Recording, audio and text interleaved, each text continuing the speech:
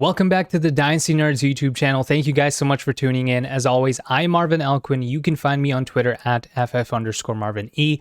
And in today's video, I get to talk about a receiver who might be slightly undervalued in Dynasty leagues right now because of his age and because of his lack of top-tier wide receiver production over the last few years, and that's Chicago Bears wide receiver Allen Robinson.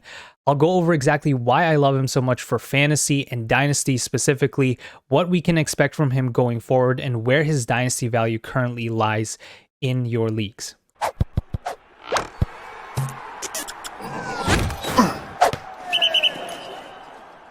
All right, so we'll start things off with Allen Robinson's production profile to give you guys an idea of just how consistent he's been and how productive he's been for fantasy over the last 2 years. Now, he's been a Chicago Bear for 3 seasons now. In the first season, coming off an ACL tear, he wasn't as productive, but since 2019, he's been extremely consistent for fantasy managers.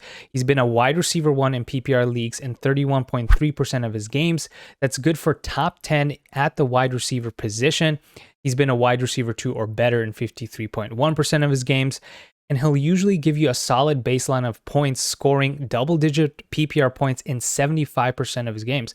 That just shows me that he'll rarely lose you a week, but he has the upside to win you matchups as well. And what makes Robinson so safe for fantasy is really the volume that he receives. He's had at least a 20% target share in 84.4% of his games. It's really impressive, shows you just how much of an alpha receiver he's been in that offense. He's been the wide receiver 5 in targets per game since 2019, wide receiver 10 in air yards per game, wide receiver 7 in weighted opportunity rating. He's just been a true lead receiver from a volume standpoint. And in fantasy, volume is king, and that's exactly what you'll get from Allen Robinson year after year. But even with elite volume, Allen Robinson has only been the wide receiver 12 in PPR points per game at 16.9, and that's mainly driven by the below-average quarterback play that he's dealt with since coming to the Chicago Bears. So let's take a look at those quarterbacks really quickly. Here's some stats from rbsdm.com. For Mitch Trubisky, he's been the QB21 in average depth of target, only the QB29 in completion percentage over expected at a negative 0.6. And what that tells us is that based on his depth of target, the difficulty of his throws, he's performed below his expected accuracy. He's been the QB22 in success rate at a 48.1% rate. So those aren't necessarily glowing metrics for Trubisky. When you look at Nick Foles, who actually started 7 games in 2020, he's the QB19 in average depth of target, so a little better than Mitch Trubisky. QB21 in completion over expected at a positive 0.7, so that's better, but still not great, but only the QB38 in success rate at 40%, well below Mitch Trubisky's number. So there's much to be desired here from the quarterback play.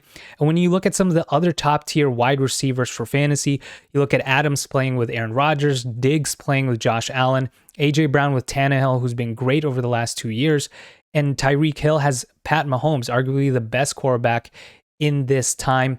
And so when you look at what we can expect from Allen Robinson, it's got to be encouraging. It has to be encouraging that he has some improved quarterback play potentially coming up here in 2021.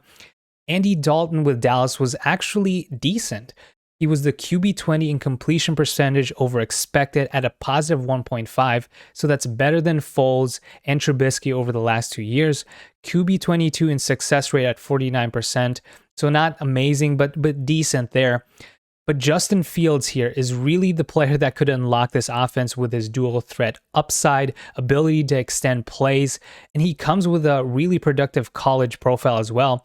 According to Sports Reference and their database that goes back to 1956, Justin Fields is 4th in college football history in career adjusted yards per attempt. He's also 4th in passing efficiency rating, so just really impressive what he did at Ohio State. So if Dalton starts for a few games here, we know volume will be there for Robinson regardless. It should be a slight upgrade for Robinson in the quarterback department, but if Fields starts, we might finally have a quarterback who could elevate this offense and unlock A-Rob's upside and bring him back to that top tier wide receiver 1 production where we saw a few years ago he had 1,400 yards, double-digit touchdowns. That's exactly what we want to see and hope for Allen Robinson. And so when we're evaluating Allen Robinson's dynasty value, we have to remember he's already age 28. but we shouldn't necessarily overreact to that.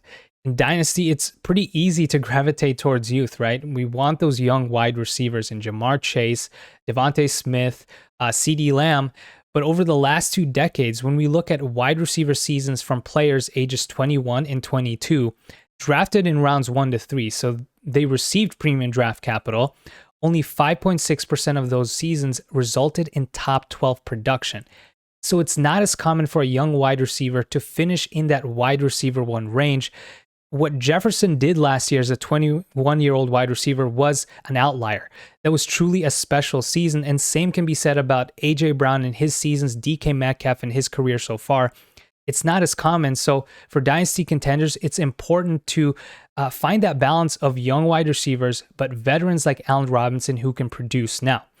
And I'll also leave you here with this stat that since 2000, 41.7% of all wide receiver 1 seasons, so nearly half of all wide receiver 1 seasons, were from players ages 28 or older.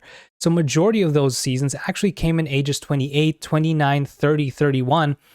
So the fact that Robinson is a little older doesn't necessarily mean that he can't produce a wide receiver 1 season. I believe he still has a few years of elite production left in him, especially if he receives a long-term contract here from the Chicago Bears or another team. And for 2021, Allen Robinson, we know he's on a contract year. He's franchise tagged by the Bears, so he's playing for a new deal, likely his last significant deal in his career, so he has motivation to play at his peak. Going forward, though, ideally we want him to stay with the Bears, right?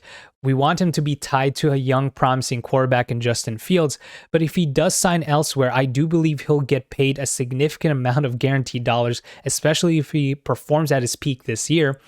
And whichever team pays him, they will use him in their offense. So yes, he's absolutely going to be a wide receiver 1 for fantasy this season. I have him projected for above 160 targets. But I do think that he still has some upside in 2022 and beyond. So if you're a dynasty contender, he's someone who you can trade for. He might not cost as much as some of those top tier wide receivers, but he actually has the upside to finish as a top tier wide receiver 1 this season and maybe even next season as well. All right, so to close things out, let's take a quick look at Allen Robinson's dynasty value to give you guys an idea of what to expect when you're trying to trade him away or trade for him as a contender. His ADP currently hovers around wide receiver 12 to wide receiver 14, depending on the format. So he's essentially a borderline wide receiver 1. And if we use our Dynasty GM tool, which if you haven't tried yet, be sure to check it out.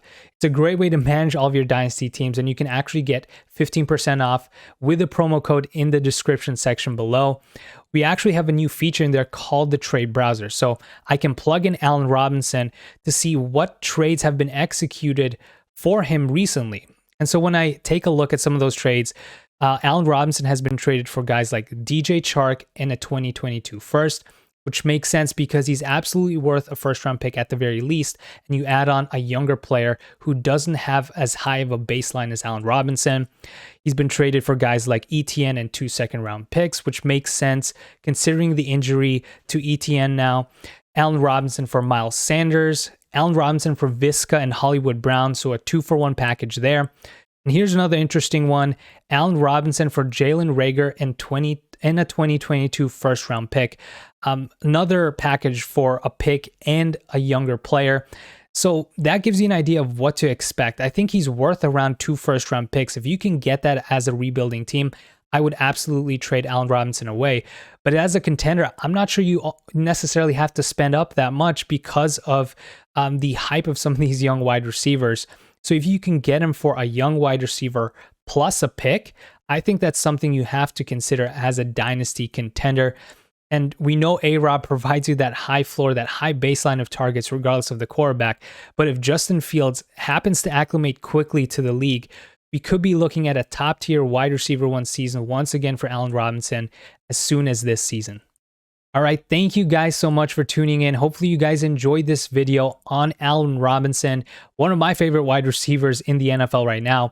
And if you liked it, be sure to hit that thumbs up button, subscribe, hit that notification bell to stay up to date on all of our content coming to the channel. And also check out our website. We'll be coming out with more content there as well, articles to help you guys prepare for the Dynasty season that's about to start in a few weeks.